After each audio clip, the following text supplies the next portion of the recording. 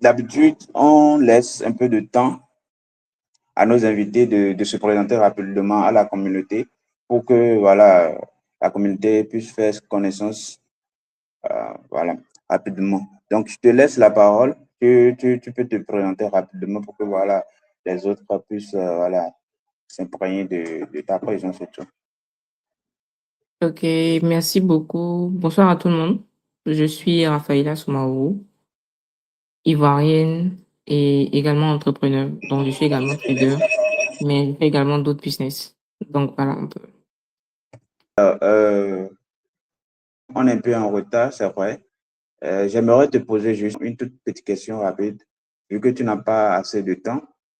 Euh, alors, la première question, c'est quel comportement précis détruit le plus vite un petit compte selon ton expérience personnelle?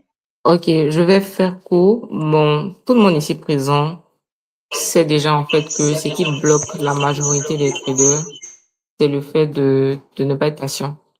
Et généralement, quand on dépose un petit compte, je ne sais pas qui vous a blagué. Je ne sais pas qui vous a dit qu'on peut avoir 1 milliard à partir de petits comptes sans pour autant risquer tout le capital entier. Mais la majeure partie des personnes, en fait, que je vois sur les réseaux, ce sont des personnes qui déposent des petits comptes et s'attendent à avoir un gros montant à partir d'une opportunité qu'ils ont, tout en gardant le lot 0,01. Quand vous avez un petit compte, il y a deux choix. Soit vous acceptez totalement de risquer le capital, soit vous partez en intérêt composé. Et la seule manière pour vous de vous faire garder longtemps un petit compte, c'est d'aller tout doucement. Je prends mon exemple. Je ne sais plus trop dans quelle année, j'avais rechargé un compte de 50 ou 100 dollars, je pense, sur les indices synthétiques de Boom et Crash sur Derive. Et j'avais envie de faire grimper ce compte-là. Dieu merci, j'avais une connaissance assez accrue sur ce marché-là. Donc, du coup, ce que je faisais, c'était quoi? C'est de travailler avec le plus petit lot. Le plus petit lot, en ce temps, c'était 0,2. Je ne sais pas trop si ça a changé, mais je travaille avec 0,2 et je m'arrangeais à ce que mes entrées ne soient pas des entrées qui vont être des entrées latentes. Quand je parle d'entrées latentes, c'est, je veux pas rentrer en position et puis attendre longtemps avant de tourner en profit. Et généralement, quand je rentrais en position, je pouvais juste attendre maximum 5 à 10 minutes avant d'observer que mon compte était déjà en bleu. Donc, ce que je faisais principalement, c'était quoi? Je me concentrais sur les petits profits. J'ai 50 dollars, je peux pas viser 100 dollars par position. Je peux pas viser 150 dollars, 200 dollars par position. Même 20 dollars, même, c'est petit. C'est trop, pardon. C'est trop, en fait. Donc, ce que je faisais, c'était quoi? C'est que je prends mon lot, je rentre en position d'achat ou de vente. J'ai eu 5 dollars, j'ai eu 6 dollars sur une position, j'encaisse. Mon compte grossissait petit à petit sur toutes les opportunités que j'avais eues sous la main et je travaillais comme ça. Donc, au bout d'une semaine, en travaillant de manière constante, de 50 dollars, j'étais pratiquement au double, voire même au triple. Je crois que j'étais à 150 dollars, un truc comme ça. Donc, une fois que je suis passé aux 150 dollars, ce que j'ai fait, c'est que vu que j'avais triplé pratiquement mon compte, j'ai doublé le lot. C'est-à-dire de 0,2, je suis passé à 0,4. Et ainsi de suite jusqu'à ce que le compte atteigne plus de 1000 dollars, je pense. Et les 1000 dollars, c'est arrivé en moins d'un mois, pratiquement. Et ce que j'ai pu retenir de là, c'est que c'est lorsqu'on augmente les lots qu'on est dans les problèmes. Le lot, normalement, ne doit pas être augmenté. C'est-à-dire, vous prenez le plus petit lot possible, vous travaillez avec les plus petits profits que vous pouvez avoir, vous partez sur la base du scalping. Et une fois que le compte grossit un peu, voire en triple, bon, on va dire en triple capital ou en quadruple le capital, dans ce cas-là, vous pouvez doubler le lot. Mais en doublant le lot, vous voyez en fait que les risques également augmentent. Et comme le capital est gros, ça permet en fait de pouvoir supporter les pertes et puis de pouvoir travailler au fur et à mesure, avoir plusieurs opportunités en fait. Mais sinon, si vous avez 50 dollars et que vous visez, je prends un exemple, je dis n'importe quoi, 60 000 dollars de profit, vous serez obligé de mettre en tête que le capital que vous avez déposé, c'est un capital pour une seule opportunité. Donc, si vous ratez l'opportunité, c'est fini. Vous allez chercher encore l'argent pour venir déposer. Donc, soit vous acceptez de risquer pour atteindre l'objectif que vous voulez, soit vous partez en intérêt composé. Ça peut vous permettra en fait de non seulement gagner en constance, mais de pouvoir faire durer le capital pendant longtemps. Donc, moi, personnellement, c'est mon expérience personnelle. Ça peut ne pas être votre expérience personnelle aussi. Chacun pourra bâtir sa constance comme il le peut, comme il le veut. Mais en tout cas, moi, c'est ce qui m'a permis de pouvoir arriver à ce chiffre-là Et je pense que si vous faites pareil, vous pouvez avoir également les mêmes résultats. Parce que les intérêts composés, ça ne ment jamais. En vrai, c'est nous, on est un peu trop précis, c'est ça le problème. Donc voilà un peu ce que je peux dire pour ta question. J'espère que ça pourra aider plus loin. Donc, j'aimerais savoir quelles sont ces habitudes-là que tu as eu à supprimer complètement, pardon, pour arrêter d'éroder ton capital. Bon, honnêtement, je pense que ça serait un peu répétitif, mais c'est le fait de ne pas être patiente.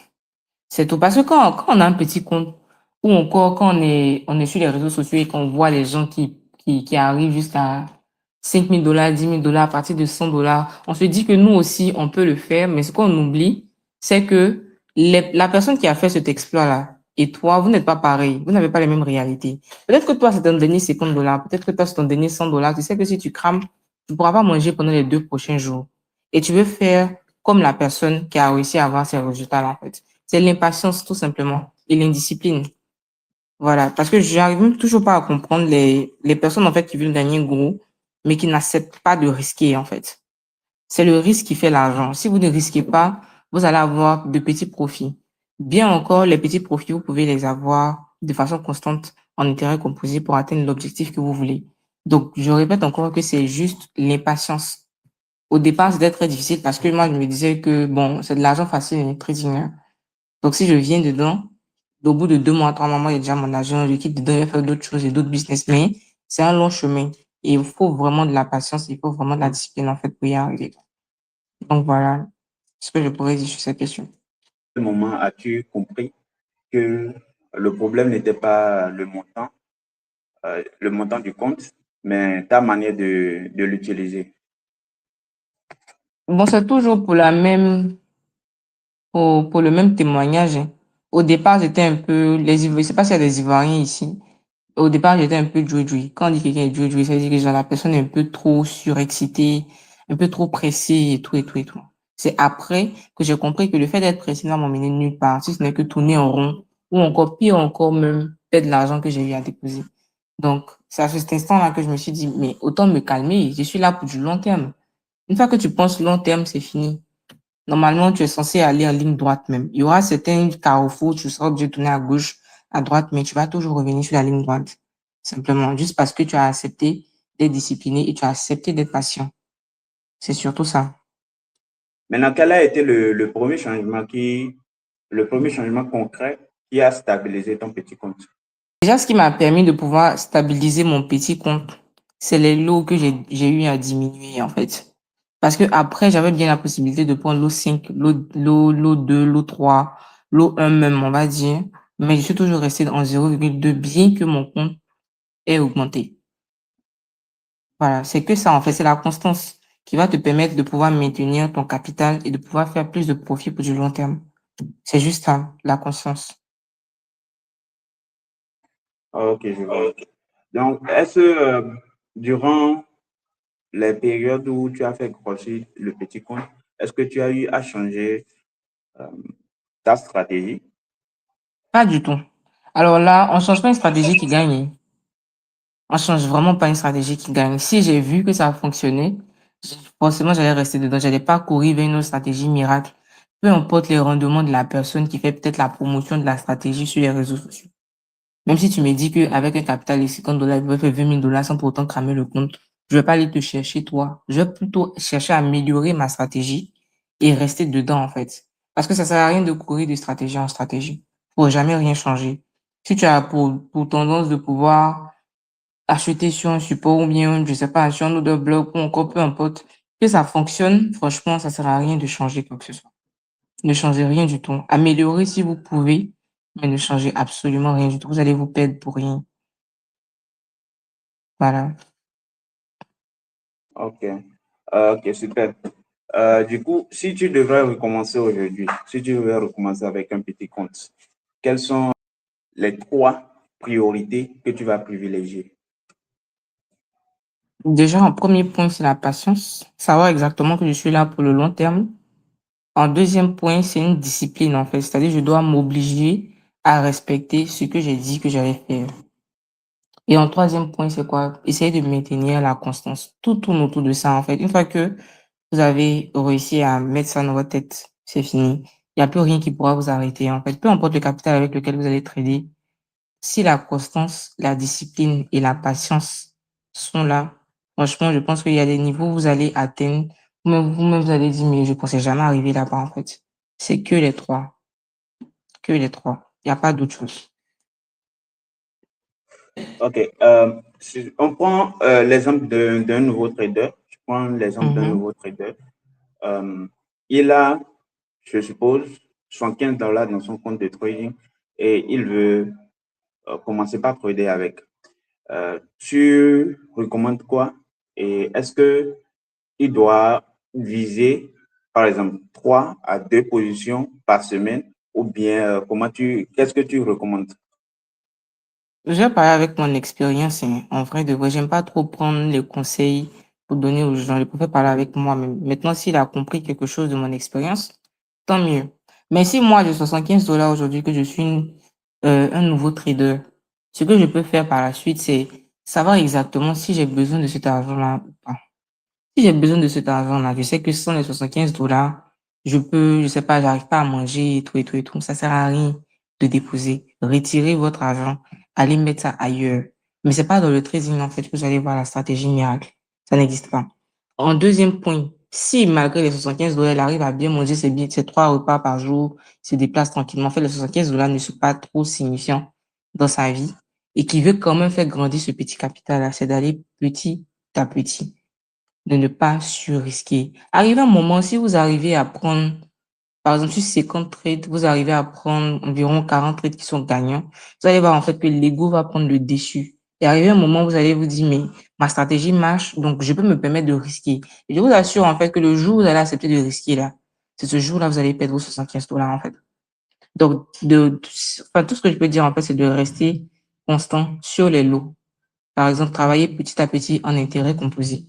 Et aussi, il n'est pas question de 1%, de 2%. Les 1%, les 2%, les 3%, là, on fait ça avec les gros comptes. Les petits comptes sont là pour pouvoir apprendre la chose, pour pouvoir maîtriser certaines choses, certaines disciplines au niveau de soi-même et tout. Mais c'est pas petit capital, là, pour vous faire gagner 1 million de dollars. En tout cas, il ne faut pas vous dire ça maintenant. Ça peut arriver une fois sur 100 par coup de chance, mais vous ne pourrez pas refaire ça une seconde fois. Parce que ça, en fait, statistiquement parlant, c'est impossible, en fait. Donc, c'est pas une question de 1%, de 2%. Si vous avez déposé un petit capital, acceptez de risquer ou bien partez en intérêt composé. Les 1%, les 2%, les 3%, là, ça, c'est avec les gros capitaux. Sinon, je sais pas, 1% de 75 $, ça te donne quoi concrètement dans la journée? Par contre, si je prends 1% de 10 000 $, 1% de 100 000 $, vous voyez en fait que le montant est conséquent. Donc, honnêtement, allez-y à votre rythme. Il n'y a rien qui presse. Si vous sentez que cet argent-là, vous ne pouvez pas vous permettre de perdre, dans ce cas, retirez votre argent tranquillement. Allez manger, pas au restaurant, faites plaisir à vos proches ou encore mettez ça sur vous pour pouvoir gérer votre vie quotidienne, en fait. Mais une fois que vous avez la pression au niveau du mental, c'est fini. Vous ne pourrez plus être, je sais pas comment dire, vous ne pouvez plus être concentré en fait pour vos prises de décision et tout ça, et vous allez faire du n'importe quoi, sincèrement. Donc voilà un peu. Toujours selon tes expériences, quel type de stop loss, par exemple, est-ce que je dois fixer, je dois avoir un stop loss de 15 $ ou bien de 10 $, en prenant bien sûr l'exemple des 75 $. Qu'est-ce que tu conseilles? Bon, avec 75 $, tu peux pas te permettre d'avoir un stop loss de 15 $. C'est impossible. Tu es toujours obligé de chercher un stop loss qui est un peu plus bas que les 15 $. Parce que les 15 $, en fait, si on part du principe que tu as eu peut-être 5 opportunités, 5 fois 15, ça fait combien? Je sais plus trop. 5 fois 15, ça vaut 75, je sais plus. Mais en tout cas, partant du principe que tu as 5 opportunités et sur, ça vaut 75, non? Bon, 15 multiplié par 5, ça fait 75. Donc, on part du principe que tu as 5 opportunités avec un stop loss de 15 $. Si sur les 5 opportunités là, tu perds 3 ou bien tu perds 4, est-ce que tu auras assez d'argent pour pouvoir repartir sur le marché? Tu n'en auras pas. Donc, du coup, tu es obligé de descendre ton stop loss. Et franchement, avoir un stop loss à 5 $, c'est pas mauvais, hein.